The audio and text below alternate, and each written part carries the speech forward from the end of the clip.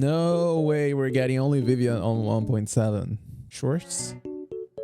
Vivian only? Nah. They are dropping like 7 p.m. Let's see if they are dropping like any information right now. Yep, that's it. Nothing, I guess. Oh, there we go. Oh, agent mechanics only. Okay, so I was waiting this yesterday, but it seems they decided to delay this a little bit just to leave some space for Soldier Zero, right? Today, we're finally getting the second drip marketing on 1.7, and we're getting Hugo, which is going to be an ice attacker unit, as you can see on your screen. You know what's funny? 2 minutes later, after posting Hugo drip, Hoyo made another post here saying, "We've been paying close attention to all of your feedback and suggestion, and based on the feedback we've collected, we will be adjusting Agent Hugo's character model. The adjusted model will be available in the version 1.7. Thank you for your feedback and continued support, proxies." No way, like in 2 minutes, they got a lot of backlash on the comment section and decided to make this post. This is something that they already considered since the 1.6 special program based on the reception of the character. But I don't know, like for me, the character is completely fine. As you know, most of you are simply going to see Hugo and say, thanks God, finally a banner that I can skip. But I personally enjoy the character and I'm definitely pulling for him.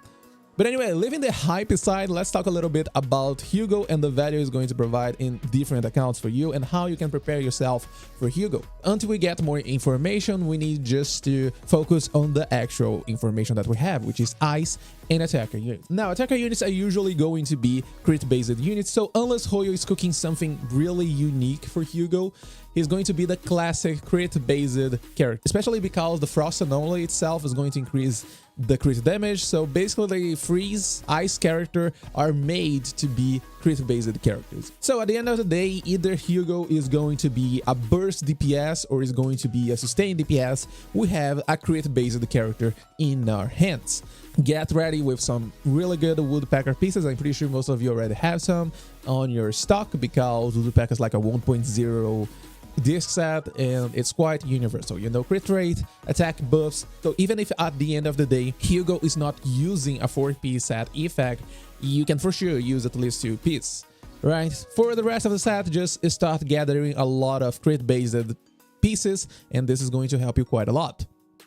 Now, for team compositions, let's take a closer look here. For example, when it comes to support units, being an ice character, Sokaku can offer some good potential. I personally am not a huge fan because of how Sokaku is super slow. I know some players can play around her. I am not a huge fan. I actually don't like using her, but I can't deny that the value she provides for ice-based character is really huge. So Sokaku is going to be a really good option. Lycan, of course, is going to be another really solid option. Well, no surprises here, especially because of all the interaction that we have, like lore-based interactions between Lycan and Hugo. So it's no surprises that Lycan is going to play really well alongside Hugo. So if Hugo ends up being a sustained DPS character, chances are Caesar can also offer some extra utility, protection, and of course all the buffs Caesar can provide for Hugo. But that doesn't mean he's going to be a sustained DPS character and can benefit from Caesar's shield. What else we can play alongside Hugo? Well, off-field DPS units such as Bernice, maybe Vivian to some extent, they can also be slotted alongside a sustained DPS character because they are not going to steal field time from your sustained DPS unit, right? So unless Hugo is going to be a burst DPS character, just like Hirawatha, for example, who just want to play on the anomaly window or stun window, or G1, who just want to play on the stun window, for example, then you can easily play Vivian or Bernice, for example, second DPS units in your team without a problem. If he's going to be a burst character, let me make another line here.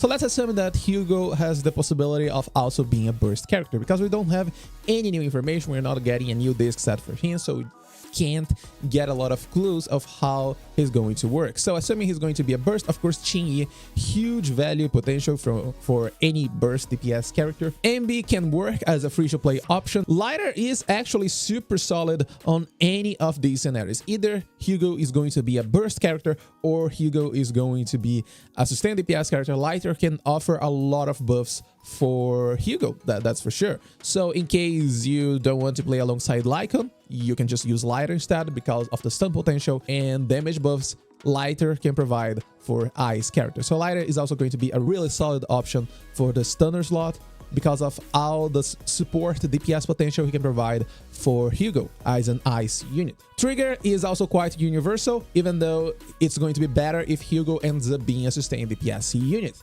Because as a burst DPS unit, this means you're probably going to need to run double stunner supports, like this one, for example, because this way you can keep a proper stun on the field, a secondary stun off the field, and then Hugo is going to wait for the burst window in order to spend all of his resources and try to do as much damage as he can. Lucy is probably going to work as well because of the fact she's going to offer attack buffs, bonus points if you're running a double DPS team, such as this one, for example. Of course, this is also going to depend because of how additional abilities are going to work and how much impact they are going to offer for both Hugo and Vivian DPS potential or utility. But still, Lucy is a really solid option that stays strong since the 1.0. Nicole as a defense strat unit can also work. We have Pokra.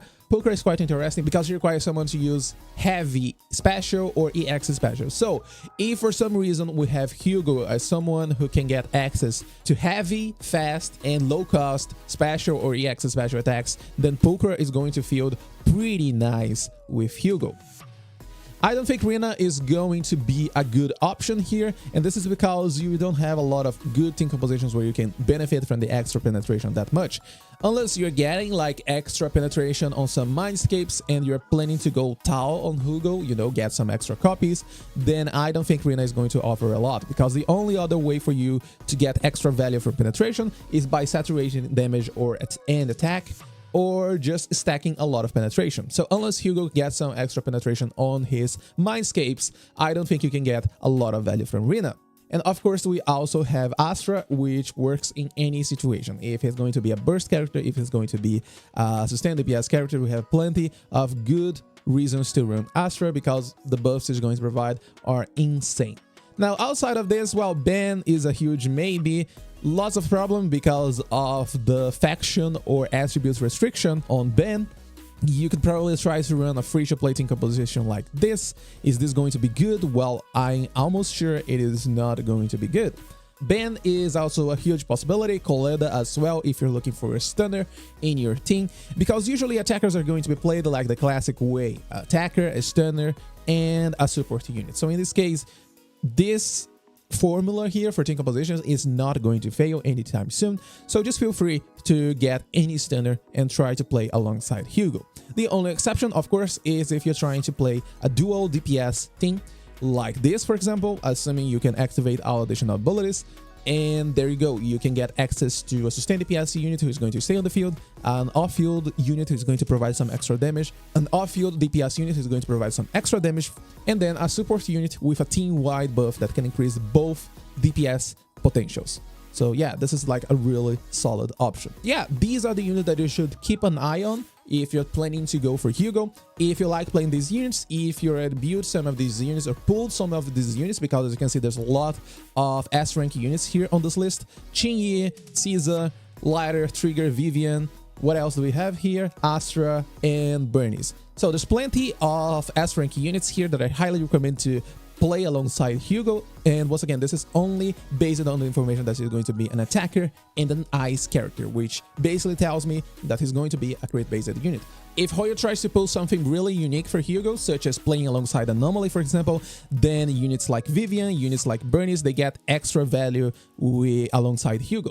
Right, but outside of it, if Hoyo is playing the classic crit-based character for Hugo, then all you need to do is get a good support unit, a good stunner, and there you go. But anyway, that's it for today's video.